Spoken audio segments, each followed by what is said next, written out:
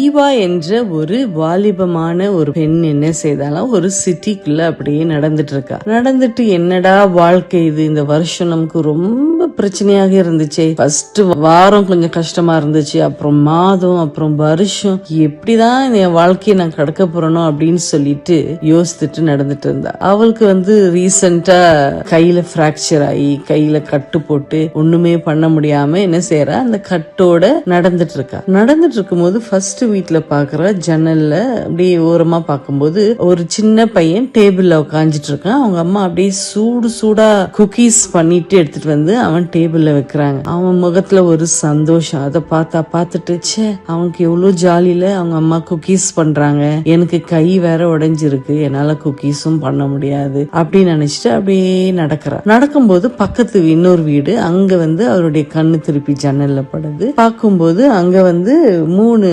Sisters எல்லாம் சிரிச்சிட்டு அடிச்சுட்டு விளையாடிட்டு இருக்காங்க. அப்ப அதை பார்த்துதான் அவளுக்கு அவளுடைய சின்ன வயசு ஞாபகம் வந்துடுச்சு. அவளுடைய சகோதரர்களோட அவ எப்படி விளையாடினா, ஆனா இப்ப யாருமே அவ கூட இல்ல, எல்லாருமே வளர்ந்து அவங்க லைஃப்ல செட்டில் ஆயிட்டாங்க.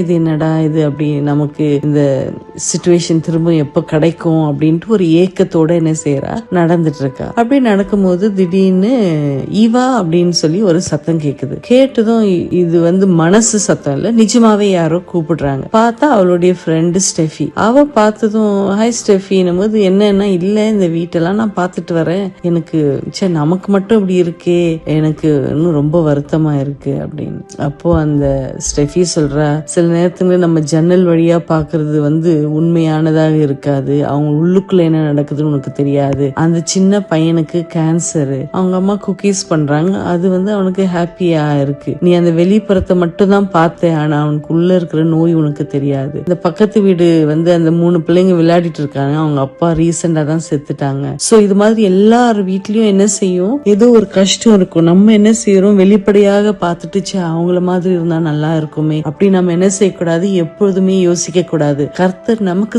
கொடுத்திருக்கிற இந்த நன்மைகளை நினைத்து எப்பொழுதுமே நம்ம சந்தோஷத்தோட அவருக்கு நன்றி சொல்லுகிற பிள்ளையாக இருக்கணும் அப்படின்னு சொல்லி ஸ்டெஃபி என்ன செய்தாங்கன்னா ஈவாக்கு சொல்றாங்க. ஈவாக்கு அப்பதான் புரிஞ்சு ஆமா நீ சொல்றது கரெக்ட், நான் எதுவுமே செய்ய முடியாது, என் கை உடைஞ்சிடுச்சு அப்படின்னு நினைச்சிட்டு இருக்கேன். ஆனா நெக்ஸ்ட் வீக் செஸ் போட்டி இருக்கு, எனக்கு ஒரு கை போதும், அதுக்கு நான் கண்டிப்பா அதுல பங்கேற்பேன், பாசிட்டிவா நினைப்பேன் அப்படின்னு சொல்லிட்டு ஈவா சந்தோஷத்தோட போறாங்க. ஏசாயா 43:19 சொல்லுது, இதோ நான் ஒரு புதிய காரியத்தை செய்கிறேன், அது இப்பொழுதே முளைக்கிறது, அதை நீங்கள் உணரவில்லையா, வனாந்திரத்தில் வழியையும் பாலைவனத்தில் நதிகளையும் உண்டாக்குவேன். நீங்க வாழ்க்கையில ஏதாவது எனக்கு கிடைக்கலையே இல்லையேன்னு வருத்தப்படாதீங்க. கடவுள் கண்டிப்பாக உங்களுக்கு ஒரு வழியையும் பாலைவனத்தில் நதிகளையும் உண்டாக்குவேன்னு சொன்னது போல உங்களை கண்டிப்பாக ஆசீர்வதிப்பார். சந்தோஷத்தோடும் சமாதானத்தோடும் தூங்க சொல்லுங்க. God bless you. Good night.